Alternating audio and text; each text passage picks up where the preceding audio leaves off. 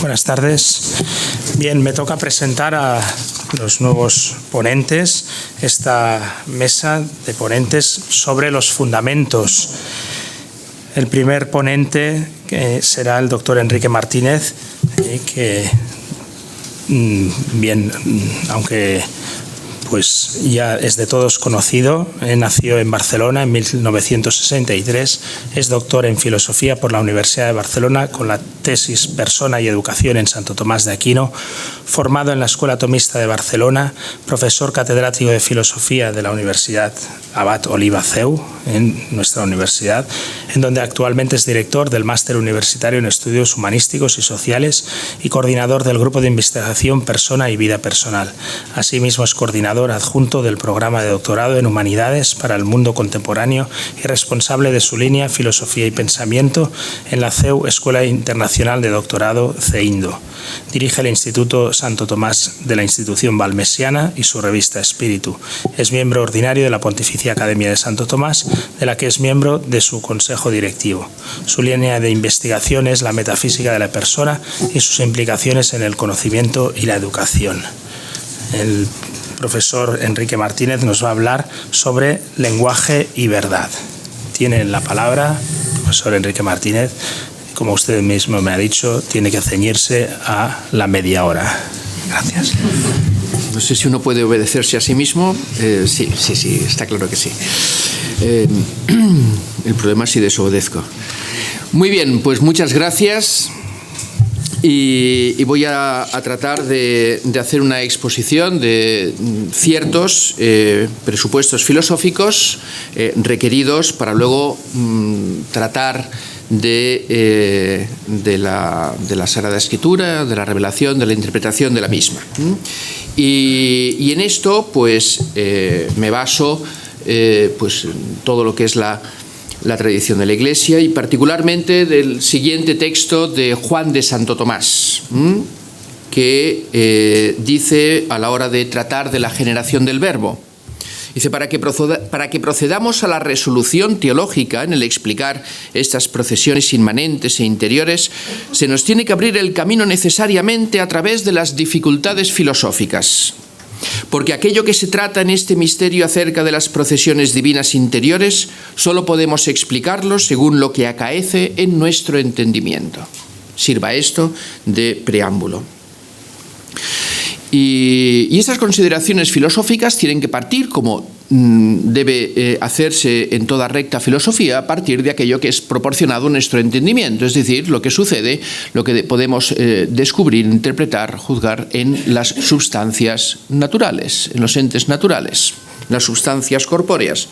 Por ahí partiré, y entonces, bueno, pues podemos descubrir, por ejemplo, este texto de Aristóteles, que luego se encuentra en comentarios de Santo Tomás, que dice lo siguiente: e incluso se ha visto a un ruiseñor enseñar a cantar a sus polluelos. Este texto que nos deja a todos ciertamente admirados, ¿no? Sobre todo si uno escucha el canto del ruiseñor enseñando a cantar a sus polluelos, podemos profundizar en lo siguiente. Por lo pronto, en todo ente natural hay una inclinación precisamente natural a buscar la propia perfección. A buscarla cuando no se tiene, a conservarla cuando se alcanza y a difundirla en otros, como un ruiseñor que enseña a cantar a sus polluelos. Esto lo dice Santo Tomás en la Suma Teológica, parte primera, cuestión 19, artículo 2, ¿no? Pero cuando se trata en toda la escala de los seres de aquellos que tienen conocimiento, que tienen cierto conocimiento, como los mismos animales, esta inclinación natural lleva a manifestar interiormente lo conocido. Y eso es lo que sucede con la imagen, con el fantasma. Por eso Aristóteles afirma que el animal vive de la imaginación y la memoria al inicio de la metafísica. Y esta forma, esta imagen en la que se expresa lo conocido se hace con una intimidad muy superior a la que se da en los frutos externos, en las emanaciones vitales que se dan en los vegetales, ¿no? En donde esa exterioridad en el ámbito de los cognoscentes es mucho más perfecta por cuanto es más íntima. Y esto es lo que permite luego enseñar a otros. Santo Tomás, cuando comenta las inclinaciones naturales en la Prima Secunda, cuestión 94, artículo 2, dice que hay una inclinación natural que es a la generación y crianza de la prole, como ese ruiseñor que enseña a cantar a sus polluelos. Y para esto se requiere un signo, Se requiere un signo que es semejanza de lo conocido, que primero es la imagen interior y que luego pasa a ser un signo externo que llega a aquellos polluelos, ¿no? Esta imagen, este fantasma, que es signo de lo conocido, es algo que podemos decir verdadero. ¿Por qué? Porque es aquello que corresponde al primer significado de verdad. Tener la forma que a uno le corresponde. Cuando algo tiene la forma que le corresponde, decimos que es verdadero. Lo que sucede es que este animal no es capaz aún de conocer la correspondencia entre aquello que ha formado y la realidad de lo que es signo. No conoce esa adecuación entre lo conocido y la cosa conocida. Esto es lo que sí puede hacer el hombre, porque como dice en la Summa Contra Gentiles, libro cuarto, capítulo 11, cuando va haciendo ese ascenso en emanaciones vitales, dice que hay una forma más perfecta de vida, que es la del que entiende, la de aquel que puede volver sobre sí y conocerse. Y precisamente ante este poder volver sobre sí, esta reditio ad essentiam suam, por la cual uno vuelve hacia la propia alma subsistente, ante cuya presencia puede hacer suyo lo conocido, entonces lo que emana vitalmente no es más ni menos que una palabra, un verbo interior, que luego se podrá manifestar externamente.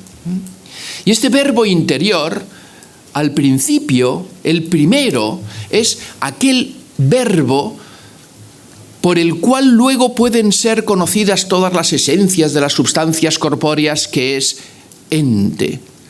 Y el primer principio del cual se deriva.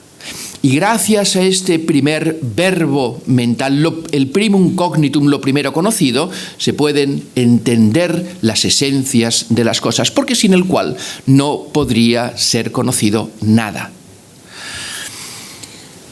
Y esta palabra interior, que bajo la razón de ente por la cual captamos en su unidad la esencia de las cosas, luego puede ser manifestada al exterior con una voz externa, significativa, y que permita enseñar a otro. De tal manera que ya no es la misma cosa de la que aprendemos, sino que es la palabra del maestro, los verba doctoris, en los que la realidad se encuentra en tanto que ya ha sido entendida y por eso es más próxima al entendimiento del que escucha, como dice Santo Tomás de forma admirable en la cuestión 11 del De Veritate, la cuestión de Magistro, ¿no? Pero en este caso, precisamente porque se da ante la presencia de la propia alma subsistente, respecto de la cual uno vuelve sobre sí, es posible que esto que se conoce pueda ser hecho suyo y uno puede hacerse algo uno con lo conocido y de algún modo traer dentro de sí toda la perfección del universo y ser el alma, en cierto modo, todas las cosas. Pues bien, esto es lo que dice razón de un sentido mucho más profundo de verdad, que ya no es tener solo la forma que a uno le corresponde, y ser verdaderamente un perro o tener verdaderamente la forma conocida, sino que uno conoce la adecuación entre esa forma, entre su palabra interior y la cosa que esta palabra significa. Esto es lo que se manifiesta en una inclinación que es muy superior a la de la conservación en el propio ser o la de la generación y la crianza y educación de la prole, que es la inclinación a conocer la verdad. Y la inclinación a conocer la verdad, sobre todo, acerca de Dios. Porque por esa subsistencia del alma que puede hacer suyo lo conocido, el hombre se puede infinitar, dada la inmaterialidad de ese hacer algo suyo en el conocer, en el inteligir. Y por eso el hombre es capax Dei, capaz del sumo bien, capax summi boni. Esto es precisamente fruto de esta subsistencia del alma por la cual puede ser, en cierto modo, todas las cosas. Y esta es una inclinación natural a conocer la verdad y a conocer, sobre todo, la verdad acerca de Dios. Y como decía antes, esto de algún modo supone llevar cabe sí toda la perfección del universo. Ya lo decía San Juan de la Cruz: un pensamiento del hombre vale más que todo el mundo. Dichos de luz y amor. Pues bien, si esta palabra en la que el hombre es capaz de decir ente, en la que es capaz de decir lo que las cosas son y en la que es capaz de infinitarse en cierto modo cuando busca responder a la pregunta que le llevaba a Santo Tomás a preguntar de niño: ¿y qué es Dios? Pues esta palabra es una palabra que va, en la medida en que uno va volviendo sobre sí, cada vez siendo más perfecta, gracias a las virtudes intelectuales, sobre todo la virtud de la sabiduría. Y gracias a la virtud de la sabiduría, esta palabra surge de la perfección de aquel que sabe, de la perfección de aquel que gusta interiormente la verdad. Pues bien, esto, dice Santo Tomás, que es un cierto remedio para la diversidad de perfecciones que hay en el universo. Porque ante tal diversidad de perfecciones hay un momento en que se pregunta, es en De Veritate Cuestión 2, artículo 2, cómo remediar esta dispersión, esta diversidad que hay en el universo. Porque, comentando en el comentario al De Divinis Nominibus, dice: porque todo el universo busca imitar la unidad de Dios. Y en esta búsqueda de la imitación de la unidad de Dios, buscan algún remedio. Uno de ellos es precisamente el que se da en el conocimiento, por el cual el alma es en cierto modo todo y trae cabe sí toda la perfección del universo. Pero hay otro remedio.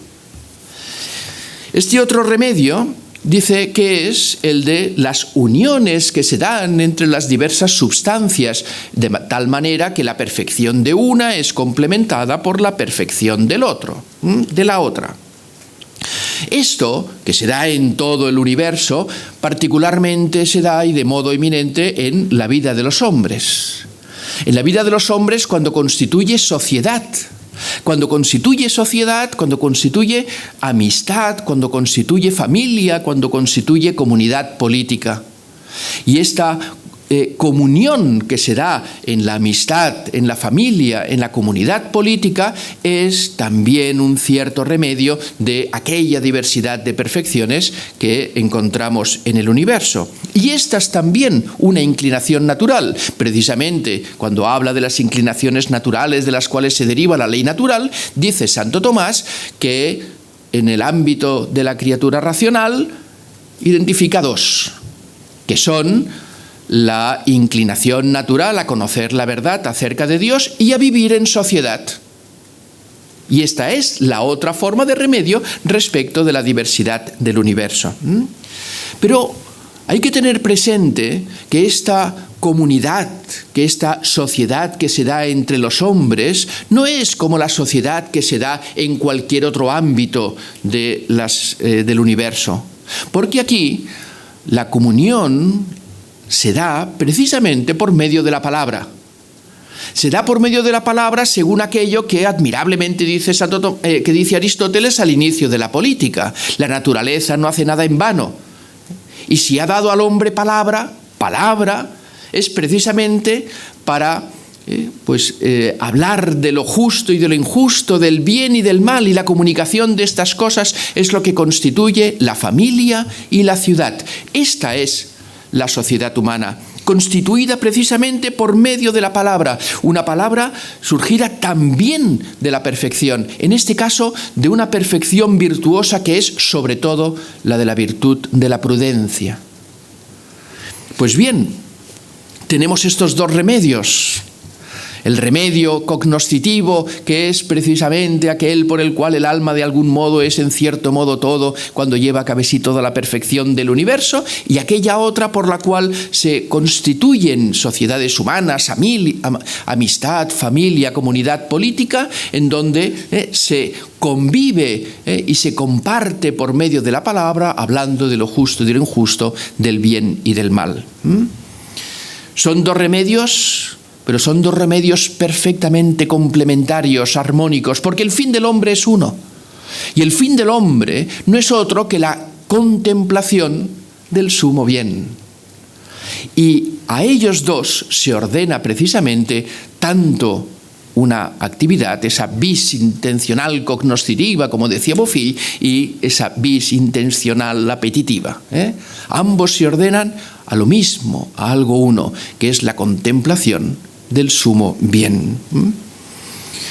Pero hay otro aspecto interesante, porque verdad es esa forma, que cada uno tenga la forma que le corresponde, que uno conozca la adecuación a la cosa conocida, que esta verdad sea la que constituye la familia y la ciudad, porque uno transmite por medio de palabras verdaderas aquello que ha conocido. Pero hay un sentido más profundo de verdad, porque si el hombre es aquel que es capaz de volver sobre sí, en tanto que subsistente, en tanto que criatura intelectual, y en la inmaterialidad de su ser puede volver sobre sí y conocerse, resulta que precisamente en su propio ser subsistente encuentra la máxima inteligibilidad. Y si encuentra la máxima inteligibilidad, en la escala analógica de lo verdadero, encontramos la primacía precisamente en esa criatura racional, en el ser personal, que luego podemos llegar, incluso por ascenso, eminencia, etcétera, llegar hasta Dios como ser personal por la razón, pero podemos identificar que lo propio que el ser personal, en tanto que puede conocerse a sí mismo, es lo que ocupa la primacía en la escala analógica de lo verdadero. Es lo más verdadero. Y por tanto, aquello que constituye la familia y la ciudad, aquello en lo que el hombre transmite palabra, será sobre todo lo que el hombre diga respecto de sí mismo. Lo que el hombre diga por conocerse a sí mismo, porque no olvidemos que el hombre es imagen de la Trinidad en tanto que tiene memoria de sí, que tiene conocimiento de sí, noticia de sí y que tiene amor de sí. Es en el conocimiento que el hombre tiene de sí y en el amor que tiene de sí que el hombre es imagen de la Trinidad. Y por esto, la palabra más perfecta que dice el hombre en el ámbito de la vida humana es aquella que dirige a otros hombres hablando de su propia vida personal. Y esto es lo que constituye en la intimidad de la vida familiar, en la intimidad de la amistad, lo que constituye ni más ni menos que la historia. La historia de cuya inteligibilidad después se nos hablará, pero que está fundada precisamente en esa palabra, en la intimidad de la vida familiar, de la vida doméstica. De ninguna manera no sería posible la vida histórica si no se diera en lo más íntimo de la vida doméstica, de la intimidad también de la amistad, aquella palabra por la que uno comunica al otro la experiencia, el recuerdo y el amor. Y este es el fundamento de la historia.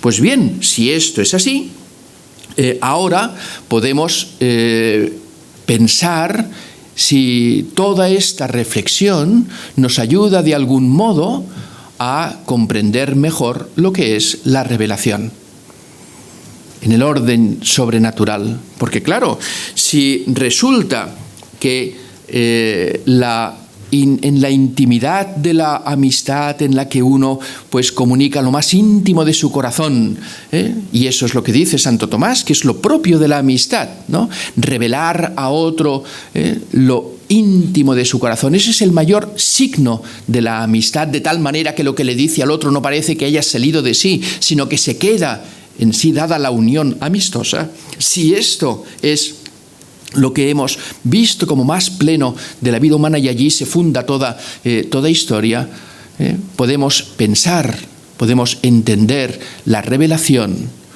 como una comunicación amistosa por la cual Dios nos abre su corazón. Y esta es la palabra propia de la revelación. Y esta es la palabra propia de la revelación, sobre todo en Cristo, porque si de muchas maneras habló Dios al mundo, en esta última etapa lo ha hecho por su Hijo, por su palabra.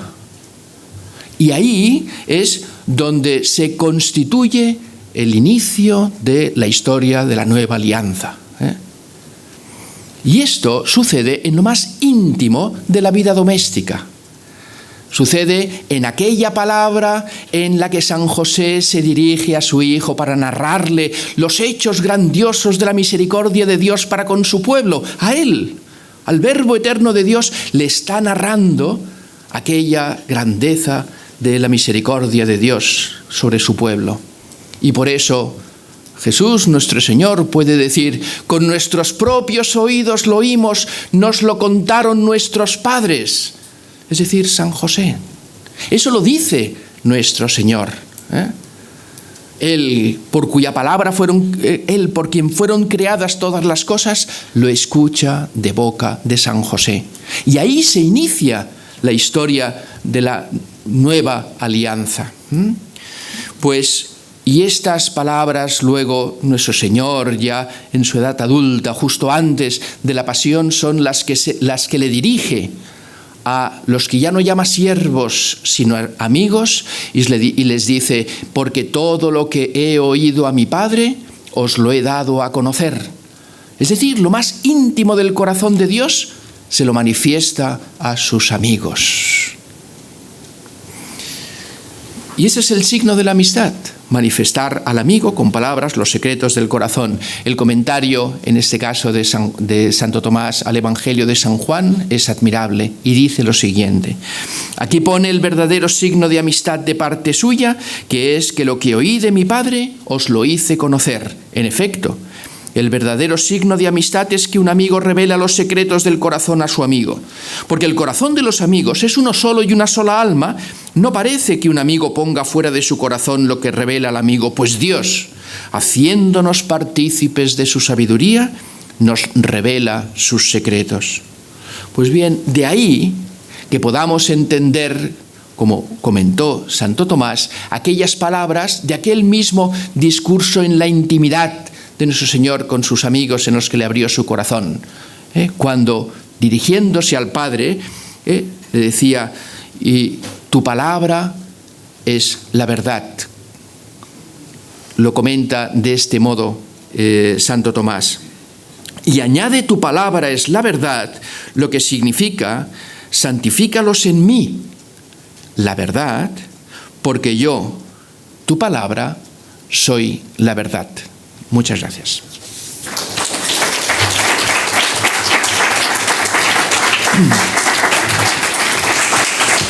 He obedecido el tiempo, sí. Muchas gracias, profesor Enrique Martínez.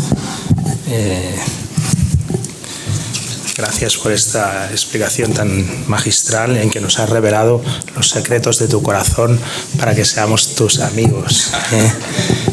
Y bien, es cierto que pues nos puede ayudar a entender estos fundamentos filosóficos de Santo Tomás sobre la persona, pues nos puede ayudar a entender mucho lo que es la revelación, de la cual nos va a hablar ahora el profesor Stéphane Loiseau, que es profesor titular de las facultades de Loyola, París, antiguamente Centre sur Faculté Jésuite. Defendió su tesis doctoral en 2015 en la Sorbona, París, y en el Instituto Católico de París sobre Santo Tomás con el título De la escucha a la palabra, la lectura bíblica en la doctrina sacra según Santo Tomás de Aquino. Enseñó un semestre en la Facultad de Filosofía del Instituto Católico de Toulouse y un semestre en el Angelicum de Roma. Actualmente trabaja en un proyecto postdoctoral sobre el maestro Eckhart. Nos hablará sobre Scrutamen Scripturas, en el texto de San Juan 5:39, quelques remarques sur l'approche confessante de l'exégèse biblique de Tomás de Aquin. Tiene la palabra.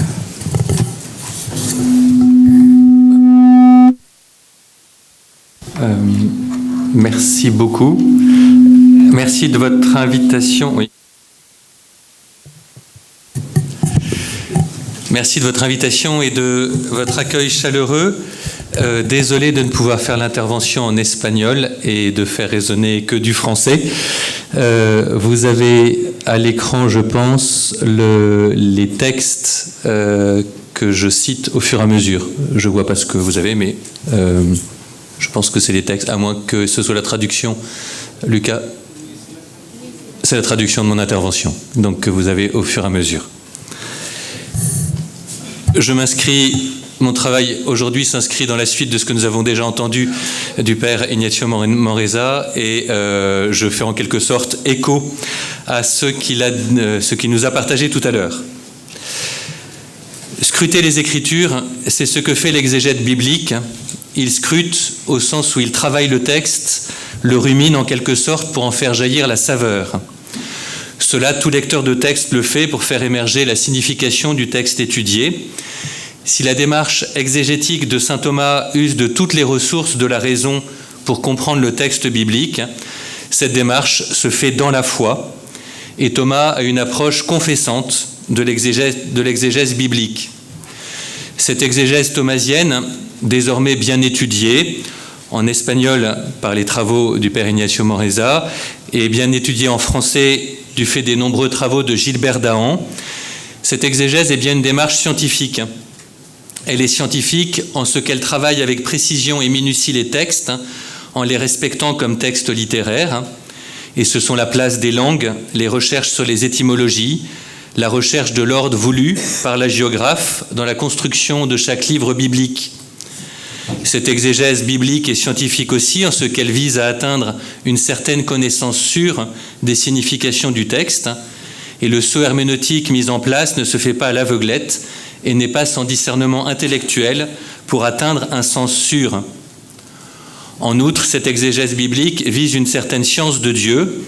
Dans ce chemin vers l'intelligence de la foi, l'exégèse biblique joue un rôle déterminant, puisqu'elle permet de forger les quasi-principes qui vont faire de la doctrine sacrée une quasi-science. Mais comme Gilbert Dahan le note plusieurs fois, l'exégèse de Thomas est confessante, et Thomas considère que la compréhension pleine de la lettre de l'Écriture demande la foi et y conduit. C'est cette dimension que je souhaiterais aujourd'hui mettre en valeur en faisant ressortir trois aspects. Au principe même de l'acte exégétique, il y a une foi dans l'inspiration des Écritures, ce sera mon grand 1. L'acte de compréhension du texte biblique est conçu comme un acte sous l'action de l'Esprit Saint, ce sera mon grand 2. La finalité de la compréhension du texte biblique est la foi, avec l'union à Dieu comme horizon, ce sera mon grand 3. Un texte de saint Thomas rassemble ces trois dimensions et les applique à la réception humaine des Écritures, le bref commentaire de 2 Timothée 3, 15-17. Comme tout commentaire biblique médiéval dans lequel l'Écriture explique l'Écriture, Il nous entraîne dans un réseau de citations bibliques qui mettent en relation d'autres commentaires bibliques et des synthèses théologiques, dont nous ne ferons pas le tour aujourd'hui, mais dont nous évoquerons les directions. La problématique du commentaire de saint Thomas, qui vient déployer la nécessité de la foi en l'Esprit Saint pour se saisir du texte biblique, s'inscrit dans la logique du verset commenté. Les Écritures peuvent instruire en vue du salut par la foi. Il y a comme une alternative mise en place par le texte. Les Écritures par elles-mêmes ne produisent pas mécaniquement l'instruction en vue du salut. C'est une potentialité des Écritures qui repose sur l'action de l'Esprit Saint et qui se déploie à la mesure de la foi du lecteur, justement. Thomas lit bien ainsi le texte biblique et ces lettres peuvent instruire pour le salut, mais ce n'est que par la foi dans le Christ Jésus. La citation de Jean 5, 39 à cet endroit vient mettre en perspective l'Écriture et sa lecture attentive. Il s'agit bien ici de scruter les Écritures, de faire acte d'exégèse, et Thomas met alors en place sa divisio textus pour déployer la signification qu'il lit dans le texte de 2 Timothée. Pour Thomas, l'apôtre Paul, je cite, « prouve que les saintes Écritures sont la voie qui conduit au salut », fin de la citation. Alors Thomas annonce un plan en 3 parties pour commenter, qui vient exposer le principe des Écritures, leur effet et leur fin ultime.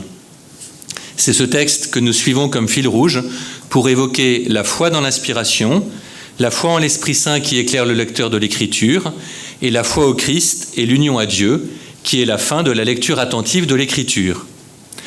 Grantin, tu as connu les saintes lettres de Timothée 3,15a. Il y a une affirmation de l'unicité des Écritures chez Thomas, et la foi dans l'inspiration divine des Écritures sépare entre les textes bibliques et les autres. Thomas affirme la suprématie des Écritures, qui l'emporte sur tous les écrits transmis par la raison humaine, et il précise ce qui fait cette suprématie. Il résume au commentaire de cette seconde lettre à Timothée la problématique sous la forme d'une mini-question disputée.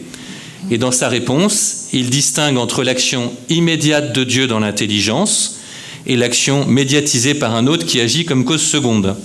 Il conclut alors sa discussion, c'est votre texte 1. Ainsi Dieu forme-t-il dans l'homme l'intelligence immédiatement par les saintes lettres et médiatement par d'autres écrits.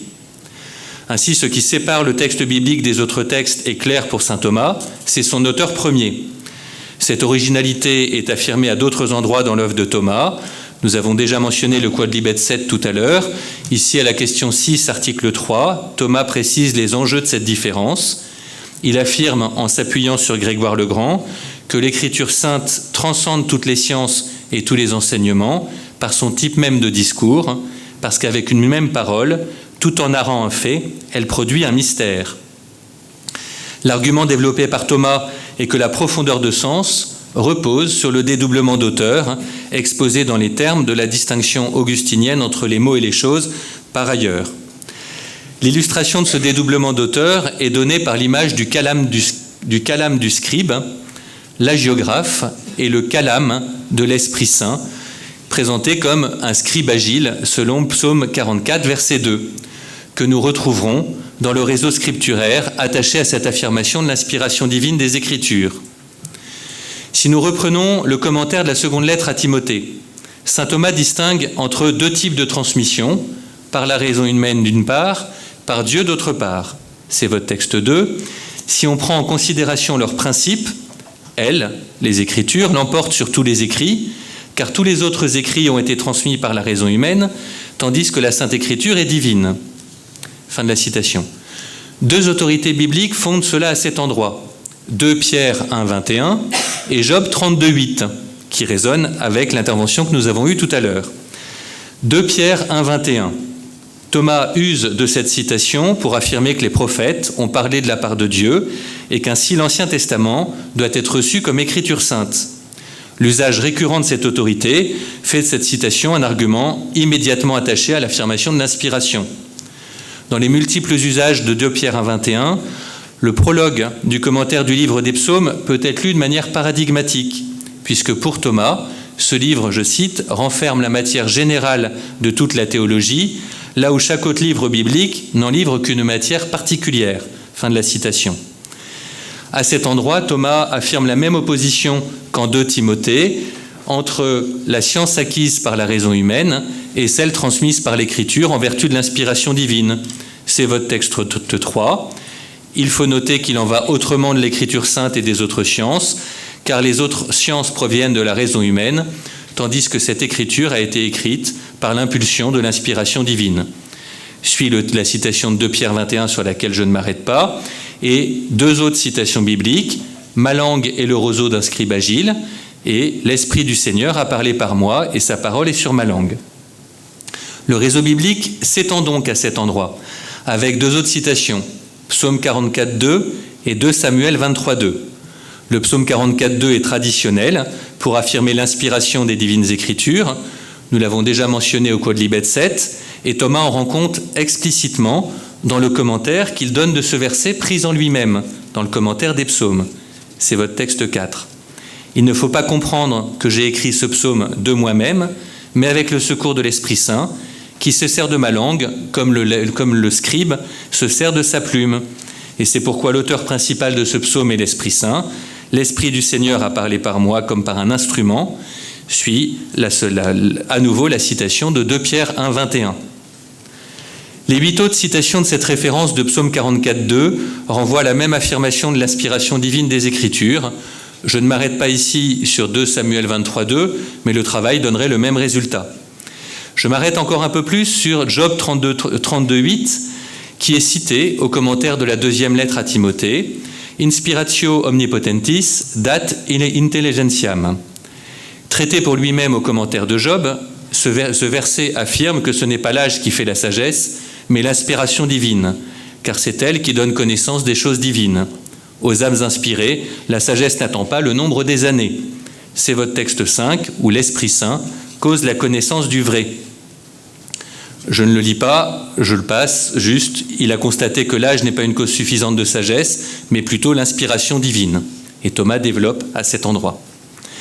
Il reprend Job 32.8, comme nous l'avons entendu tout à l'heure, au commentaire de Jérémie, pour affirmer que Jérémie prophétise du fait de la même inspiration qui donne l'intelligence, et ce sera réutilisé dans le traité de la prophétie dans la somme théologique. Une telle approche de Thomas ne précise pas ce qu'est formellement l'inspiration, mais cela permet de poser un dédoublement d'auteur qui permettra de penser la profondeur de sens. Il ne faudrait pas considérer que le sens littéral serait celui voulu par l'auteur humain et le sens spirituel celui voulu par l'auteur divin. Je vous renvoie aux travaux du père Olivier Thomas Vénard qui parlera dimanche. Mais cette foi dans l'inspiration des Écritures est bien une première trace de l'approche confessante de l'exégèse chez Thomas. Je passe donc à mon grand 2, qui est la suite du commentaire de cette 2e lettre à Timothée. Elles, les Écritures, peuvent instruire pour le salut par la foi. Le commentaire de la 2e lettre à Timothée nous permet d'ajouter une autre caractéristique de la dimension confessante de l'exégèse biblique de Thomas. Non seulement le texte est inspiré par son origine, mais l'action de l'Esprit Saint suscite la compréhension profonde du texte biblique. Sans l'Esprit Saint à l'œuvre dans le cœur du fidèle, pas de compréhension pleine du texte biblique. Thomas affirme cette nécessité de lire sous la lumière de l'Esprit Saint les Écritures pour leur faire porter leurs fruits, en mettant en relation l'enseignement que donnent les Écritures avec l'enseignement que donne l'Esprit Saint. C'est votre texte 6. L'effet de cette écriture est double, car elle enseigne à connaître la vérité et persuade de pratiquer la justice. Jean 14, 26, le Paraclet, l'Esprit Saint enseignera ce qu'il faut connaître et rappellera ce qu'il faut faire. L'écriture est donc utile pour connaître la vérité, comme elle est utile pour diriger dans l'accomplissement des œuvres. Cette fécondité de l'écriture, fin de la citation, cette fécondité de l'écriture pour connaître la vérité et agir selon la justice est particulièrement importante chez Thomas. Nous reconnaissons là, avec 2 Timothée 3,16, l'argument utilisé par Thomas au seuil de son travail théologique dans la somme théologique, à la question de savoir si la doctrine sacrée est nécessaire, le 7 contra et le recours à cette autorité biblique. Il est manifeste ici que la connaissance du vrai n'est pas attachée à la seule lecture humaine des Écritures, mais bien à l'action de l'Esprit Saint qui enseigne. Et Thomas vient d'affirmer que Dieu enseigne immédiatement par les saintes lettres, comme nous l'avons mentionné. L'autorité biblique convoquée de Jean 14, 26, dont nous avons déjà parlé cet après-midi, mérite pour cela notre attention, puisqu'elle développe précisément la nécessité d'être enseignée par l'Esprit Saint pour connaître la parole de Dieu. Au commentaire de Jean 14, 26, dans son commentaire de Jean, Thomas part de la mission du Fils, qui est, je cite, de rendre les hommes participants de la sagesse divine et de leur donner la connaissance de la vérité. Fin de la citation. Cette mission d'enseignement du Fils requiert une œuvre de l'Esprit pour que l'homme puisse recevoir cet enseignement. C'est le texte que nous avons lu tout à l'heure, qui est votre texte 7. Le Fils nous transmet son enseignement puisqu'il est le Verbe, mais l'Esprit Saint nous rend capables de le recevoir. Il dit donc « Celui-là vous enseignera tout », parce que quoi que l'homme enseigne au dehors, si l'Esprit Saint ne donne pas de l'intérieur l'intelligence, c'est en vain qu'il travaille. Car si l'Esprit Saint n'est pas au cœur de celui qui écoute, la parole de celui qui enseigne sera inutile. L'inspiration du Tout-Puissant donne l'intelligence, Job 32, 8, à tel point que le Fils, parlant par l'instrument de son humanité, ne peut rien s'il n'est lui-même mu de l'intérieur par l'Esprit Saint.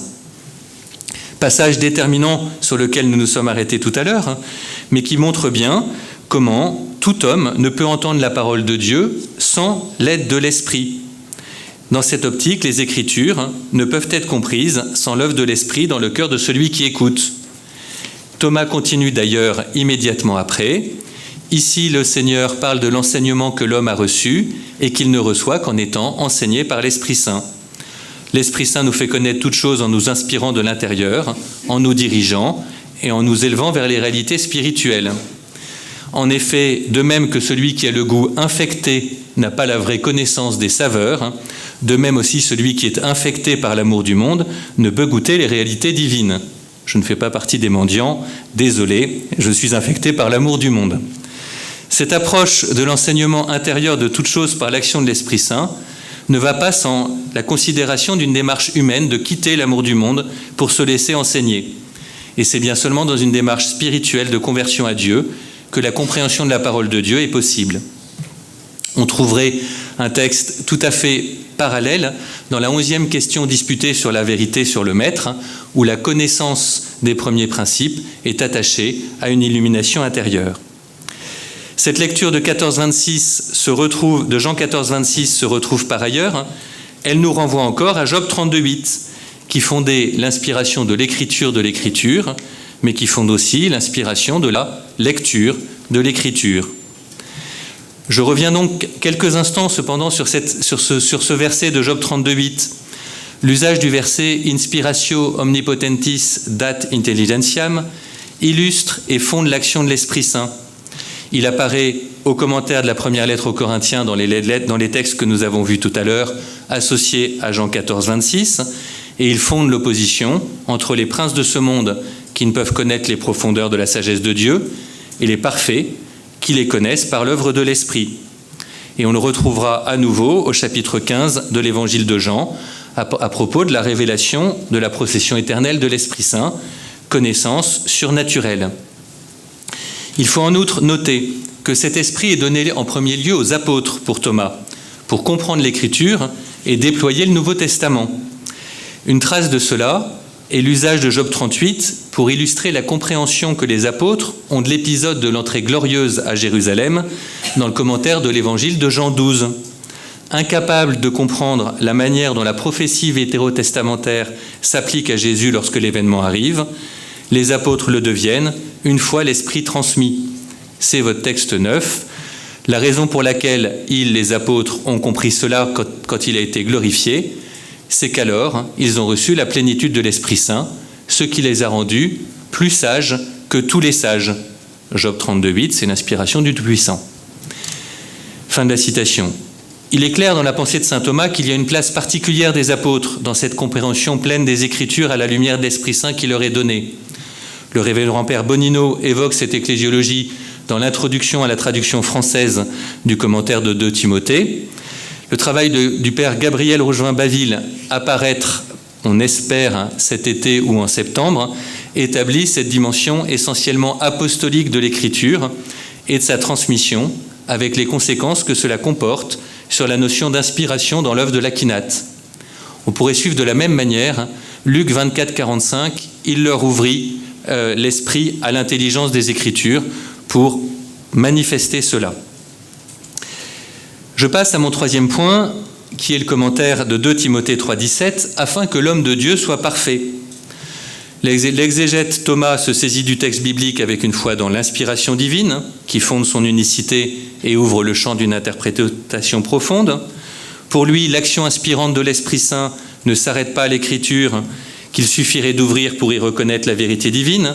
C'est l'action de l'Esprit Saint qui est source de la compréhension. Et dans cette approche, le fidèle a le cœur rempli de l'Esprit pour comprendre. Et au plus haut point, les apôtres sont habités de l'Esprit Saint pour comprendre et transmettre. Sinon, fidèles et apôtres resteraient avec un voile sur le cœur, limitant leur accès à la vérité portée par l'Écriture.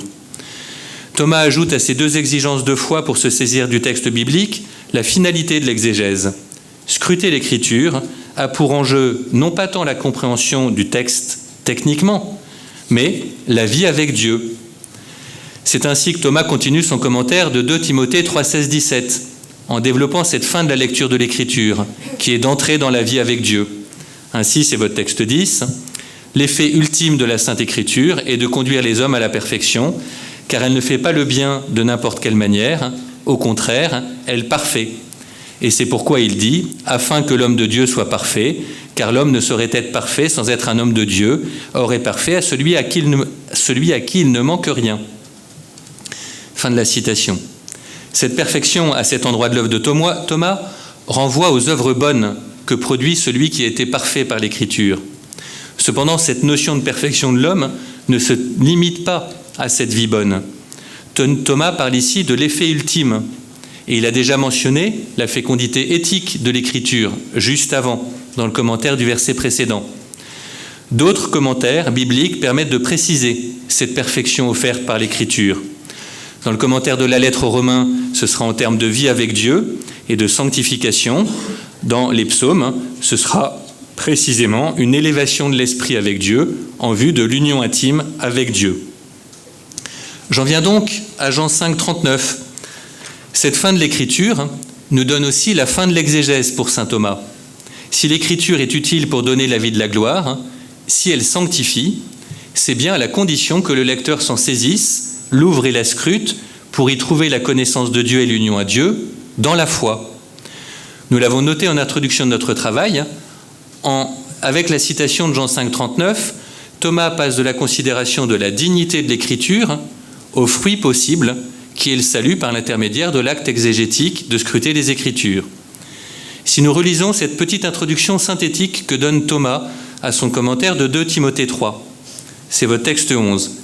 Il dit donc, l'apôtre, « Tu as reçu les saintes lettres, lesquelles ne sont pas un objet de mépris parce qu'elles sont utiles, Isaïe 48, 17, « Moi, le Seigneur ton Dieu, je t'enseigne des choses utiles. » D'où il ajoute, « Qui peuvent t'instruire, Jean 6, 69, « Seigneur, à qui irons-nous? Tu as les paroles de la vie éternelle. » Jean 5, 39, « Vous scrutez les Écritures, dans lesquelles vous pensez avoir la vie éternelle, ce sont elles qui me rendent témoignage.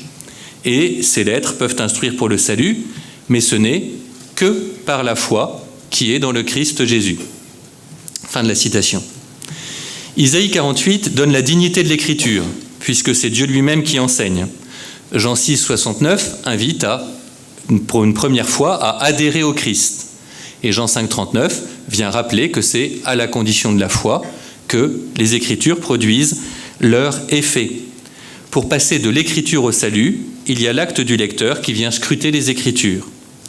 Si nous allons regarder au commentaire de Jean 5, 39 ce que Thomas dit de cela, c'est particulièrement intéressant car l'Aquinat distingue en 2 parties son commentaire, avec une première partie qui vient affirmer que toute l'Écriture rend témoignage au Christ, et une seconde partie qui va développer comment les Juifs qui refusent ce témoignage ne peuvent entrer dans la vie avec Dieu, alors que c'est le fruit normal de l'acte de scruter les Écritures. C'est votre texte 12. Vous scrutez donc les Écritures, c'est-à-dire l'Ancien Testament. En effet, la foi au Christ était contenue dans l'Ancien Testament, mais elle n'y était pas en surface, elle était dans ses profondeurs, cachée sous le voile des figures. Il continue. Ce qui est intéressant, c'est qu'il s'arrête sur l'acte de scruter. Ici, le terme désigne l'Ancien Testament. Les Écritures sont l'Ancien Testament, parce que la signification christique y est cachée. Mais il y a deux actes qui sont posés à travers les deux autorités bibliques qui sont apportées. Si tu cherches la sagesse comme l'argent et que tu creuses pour la trouver comme les trésors, alors tu comprendras la crainte du Seigneur. Proverbe 2,4, qui renvoie à l'acte de l'homme de travailler le texte biblique. Citation ensuite du psaume, « Donne-moi l'intelligence et je scruterai ta loi et je la garderai de tout mon cœur. » Donne-moi l'intelligence, c'est une prière pour recevoir l'œuvre de Dieu. Il y a donc bien deux actes dans cet acte de scruter, un acte de l'intelligence qui va être de techniquement s'attacher au texte, un acte de foi, de recevoir l'Esprit Saint pour recevoir l'illumination. Thomas le développe explicitement pour goûter le fruit de la lecture des Écritures. C'est votre texte 13. Ce fruit que vous pensez trouver dans les Écritures, c'est-à-dire la vie éternelle, vous ne pourrez l'obtenir parce que ne croyant pas au témoignage de l'Écriture à mon sujet, vous ne voulez pas venir à moi. Condition nécessaire de la foi pour que l'acte de scruter les Écritures ne soit pas vain et que l'enseignement humain que donne le texte biblique devienne un enseignement divin que donne le texte biblique par l'action de l'Esprit Saint. Ainsi, scruter les Écritures sans la foi ne procure pas la vie en Dieu. Scruter les Écritures avec la foi au Christ procure la vie en Dieu. Je conclus. Ainsi, suivant pas à pas le commentaire que Thomas donne de 2 Timothée 3, 15, 17, nous avons pu mettre en valeur 3 aspects de la dimension confessante de l'exégèse de Thomas. L'exégèse biblique qu'il déploie nécessite la foi pour reconnaître l'inspiration divine des Écritures. La compréhension profonde du texte biblique par le lecteur repose sur l'accueil dans la foi du don de l'Esprit Saint, qui vient enseigner intérieurement. Et un tel travail de la lettre des Écritures conduit à la foi et ultimement au salut, car elles sont la voie vers le salut en Jésus-Christ pour celui qui croit. Ces éléments mis en place ici ne sont pas comme tels très nouveaux, mais le commentaire de 2 Timothée 3, 15, 17 vient les rassembler de manière synthétique et originale. Et ils permettent de mettre des mots sur l'intuition déjà largement répétée, selon laquelle Thomas ne s'approche pas du texte biblique sans être profondément croyant et théologien, en vue d'annoncer la foi. À l'horizon de cette étude, donc, autant il y a une primauté particulière des apôtres dans cette réception dans la foi des Écritures, autant c'est tout fidèle qui a besoin de la foi pour comprendre les Écritures, et je pense que ce texte de 2 Timothée 3, 15, 17 est applicable pour tout chrétien. Je voudrais terminer en relevant un aspect méthodologique qui consonne avec ce que nous avons déjà entendu cet après-midi et que j'ai adopté, qui donne la forme de mon exposé. Les citations scripturaires dessinent un double réseau qui devient vite un labyrinthe, mais qu'il est impossible de ne pas prendre en compte dans l'œuvre de saint Thomas. Le premier réseau est une série de liens entre les œuvres de l'Aquinate, puisque le commentaire qu'il donne dans un verset dans son lieu propre forge la signification utilisée, sans être fondé à nouveau lorsqu'il le cite ailleurs. Ainsi de Jean 5, 39. Le second réseau qui est tracé est le paysage scripturaire, qui ressemble au mycélium, cet appareil végétatif des champignons qui forment des filaments souterrains et ramifiés, qui vivifient le sol et qui font pousser de nouveaux champignons ailleurs, sans bien savoir pourquoi est-ce que ça pousse à cet endroit. Ici, ces filaments, ce mycélium, ce sont ces citations bibliques qui vivifient la recherche théologique de saint Thomas et font naître de nouvelles compréhensions ailleurs. La mise en relation ou résonance de diverses citations leur permet de déployer une signification nouvelle et vivifie la recherche théologique de Thomas, comme un réseau sanguin, si vous préférez, par rapport au mycélium, qui irrigue un corps. Ainsi, du passage de Jean 14, 26 et de Job 32, 8, que je citais et sur lequel je m'arrêtais dans mon intervention, sans savoir qu'on les aurait déjà évoqués tout à l'heure. Cette approche demande de suivre les fils bibliques pour pénétrer plus avant la pensée de l'Aquinate. Et pour citer Gilbert Dahan en terminant, cela permet de voir en Thomas, je cite, un exégète particulièrement attentif au texte qu'il commente, se soumettant humblement à lui, étudiant chacune de ses difficultés, recherchant toujours les éclats d'une parole inspirée. Je vous remercie.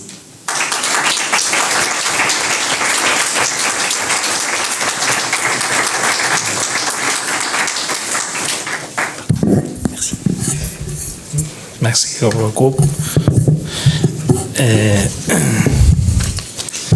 Merci, profesor Stefan. Muchas gracias por esta explicación tan clara sobre pues cómo Santo Tomás nos enseña que la lectura de las Escrituras, no solo la lectura, sino pues la comprensión tiene que ser guiada por el Espíritu Santo. Es porque el Espíritu Santo es quien nos hace comprender las Escrituras, porque es el mismo Espíritu que lo hizo que se escribiesen las Escrituras. Yo quisiera poner un pequeño apunte, porque así, como estoy de hablador de la mesa, quisiera decir pues que según lo que nos han explicado, pues se muestra muy bien que el don más grande que nos da Cristo, esto es claro, evidente, es su Espíritu Santo, es el don más grande que nos da Cristo. Y además Cristo resucitado y ascendido a los cielos, y todo lo demás son pues instrumentos para que nos dé ese don, con el cual nos unimos a Dios, porque es el amor de Dios que nos hace unirnos a Él. Entonces las Escrituras pues son un don del Espíritu Santo para la Iglesia, para que leamos a Cristo, para que lo entendamos, lo conozcamos, y también el magisterio de la Iglesia es un don que da el Espíritu Santo a la Iglesia para hacer comprender mejor a Cristo, ¿verdad? Y todos los dones y carismas se nos dan precisamente para que vivamos esta unión con Dios, y toda la Iglesia vivamos como cuerpo de Cristo ungido por el Espíritu Santo. Bueno, eso era una interpretación eclesiológica que pensaba que podía ser buena. Avec laquelle Thomas serait d'accord. Sí. Bien, si tienen alguna pregunta que hacer a los ponentes.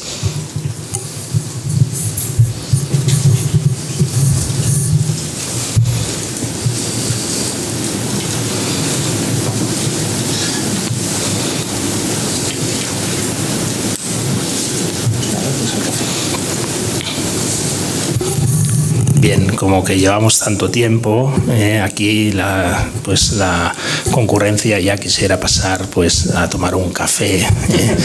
Les invitamos a tomar un café fuera. ¿Hay alguna pregunta? Sí, alguno que más interesado que tomar un café, pues tiene alguna pregunta para alimentar el entendimiento y el corazón. Muchas gracias por la palabra. Bueno, ahí hay un...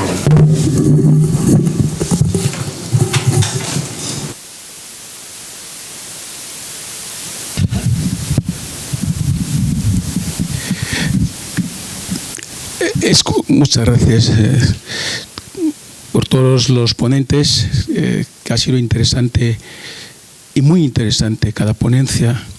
He escuchado pues con especial interés las ponencias acerca de la letra de las Sagradas Escrituras y la inspiración del Espíritu Santo, que me ha parecido aquí ver mucho la libertad del que lee y la inspiración personal que recibe de Dios o del Espíritu de Dios. Esto me lleva un poco a mi país, Guinea Ecuatorial, donde surgen tantas sectas bajo el pretexto de esta libre interpretación de la palabra de Dios según como cada uno es inspirado, como dicen, ¿no?, del Espíritu Santo. Entonces, ¿cómo coordinamos estas diferentes interpretaciones que puede ser por inspiración, desde luego, que uno puede recibir del Espíritu, y con la, digamos, la unidad de la exégesis de la Iglesia, de la interpretación del magisterio, como lo ha insinuado el moderador? Entonces me gustaría, de la boca de los ponentes, uno de los dos, cómo podemos armonizar estas interpretaciones de la lectura personal que cada uno hace y bajo su inspiración personal, para que valoremos que realmente esto puede ser una interpretación de la Iglesia, que puede ser también quizás valorada por el magistro de la Iglesia. Gracias. Je pense avoir compris. Peut-être. Non, oui. Alors, je réponds en français. Je suis désolé. Donc, si quelqu'un veut, faudra peut-être, voilà. Ah, d'accord, très bien. Alors, je vous renvoie à l'ouvrage du Père Gabriel Rougemin-Baville qui devrait sortir incessamment sous peu, que j'ai cité, sur le caractère apostolique de l'écriture et de la lecture. C'est-à-dire qu'il y a une ecclésiologie extrêmement claire qui vient normer la hiérarchie ecclésiale et le cadre qui vient permettre de normer la lecture individuelle. Autant, en tout cas dans mon propos, je voulais vraiment insister sur le fait que tout fidèle est inspiré par Dieu parce qu'il reçoit l'Esprit Saint pour comprendre l'Écriture, mais que ce soit l'écriture elle-même de l'écriture qui a un caractère proprement apostolique. Dans l'ouvrage qui va sortir, Gabriel Rougemin-Baville établit de manière extrêmement claire que le constitutif formel de l'écriture pour Thomas, c'est sa dimension apostolique. C'est le fait que c'est les apôtres qui l'écrivent et qui, de ce fait-là, la norment. Ils sont le prisme par qui tout passe. Pourquoi est-ce que c'est important ? J'ai parlé rapidement de l'inspiration, qui semble une évidence pour tout le monde. L'écriture est inspirée très bien. Il n'en reste pas moins que quand on lit Thomas, l'argument de dire ce qui sépare Aristote, enfin un texte profane du texte biblique, c'est la profondeur de sens. Parce que pour l'un, Dieu l'a inspiré, pour l'autre, non. La frontière entre les deux... Quand il va faire une exégèse d'Aristote, il pose exactement le même geste que quand il fait un exégèse biblique. Il fait même la même divisio textus, il cite les auteurs de la même manière, il va chercher les sources de la même manière. C'est une pure décision. Mais cette décision qui peut paraître arbitraire, elle repose justement sur le fait qu'il y a un caractère apostolique. C'est parce que les apôtres sont le prisme et de l'écriture et de la lecture qu'il y a une vraie différence textuelle entre le texte biblique et les autres textes. Donc, demandez au Père Marjolidon quand le texte sort et achetez-le.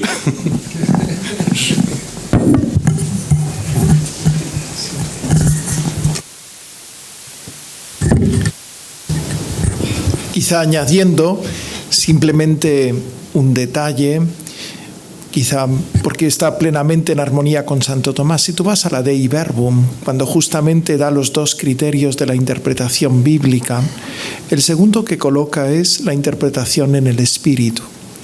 Pero cuando vamos a ver qué ha ofrecido como criterios de la interpretación el Espíritu, es decir, de leerlo realmente en el Espíritu Santo y por tanto alcanzar el sentido que la Escritura nos ha querido transmitir, no ofrece criterios subjetivos de disposición del hombre sino que ofrece criterios objetivos que son la lectura en la tradición de la Iglesia, la lectura en el magisterio y en la unidad de la Escritura. Por tanto, la lectura en el Espíritu Santo no se refiere simplemente, yo lo he aludido en la charla, a un tema individual, sino a un tema donde habita el Espíritu con sus diversos carismas, al cual acude el individuo buscando también la certeza de que eso es el Espíritu. ¿Vale? Gracias.